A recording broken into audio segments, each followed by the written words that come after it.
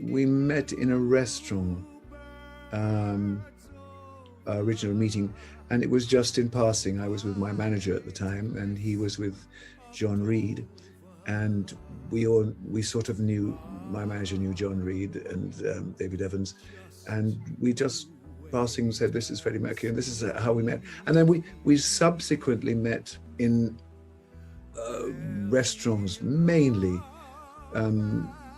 where we all different restaurants in London, and with the same set of people that we knew, and so I gradually got to know him, and we became very good acquaintances. And then I invited him to one of my birthday parties.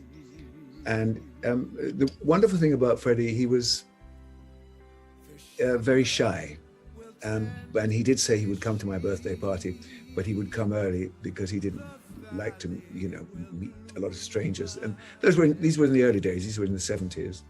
And he arrived at my birthday party with a Nebuchadnezzar bottle of Murray Chandon champagne. And let's say cheers. And after that, we became firm friends. We met up. And I met some of his pals, and he met some of mine, and we just got on very well. And then I asked him if he would.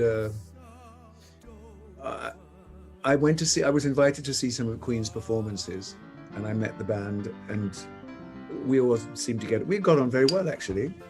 And I asked him if he would produce an album for me, and he said he'd love to, because he'd seen some of my shows as well, very eclectic sort of shows, sort of rock and vaudeville, and a strange melange of musical styles and tastes.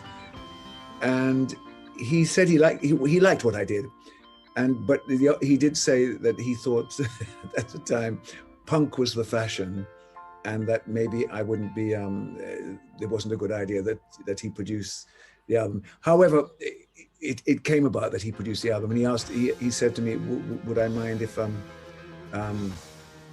their producer, if he came on board, Roy Thomas Baker, and I was delighted. So we set about this marvelous time of doing this album called This One's on Me. And John Reed brokered a deal with EMI Records and Rocket Records, because he was the president of Rocket Records at the time. And we managed to do 3 albums between 1975 and 79, 80. And they were, I enjoyed it. I enjoyed doing it. Tough. I learned a lot because I wasn't very good in the studio, but I learned a great deal. And I had my own band, which was wonderful because it's led by my producer and my very, very good friend, Mike Allison. So we're quite spoiled, and so we did our albums, and that was it, really. And yeah, we just became very good pals, and we used to speak to each other. I saw a lot of Queen's shows on the road, and we'd speak to each other on the telephone wherever he was, in the world, and we'd talk about the most ridiculous things and wonderful things, because we quite like sport. I mean, I like football and I liked tennis, and so we would always talk about stuff like that, and just what it was like touring. And I was here working in England, and they were international. So, and we just became very good pals, over 15 years. So that's how it was, really.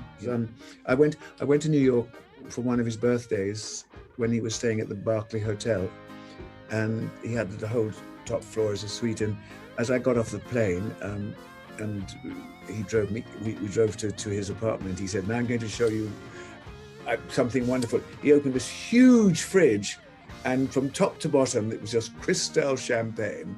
Well, woo!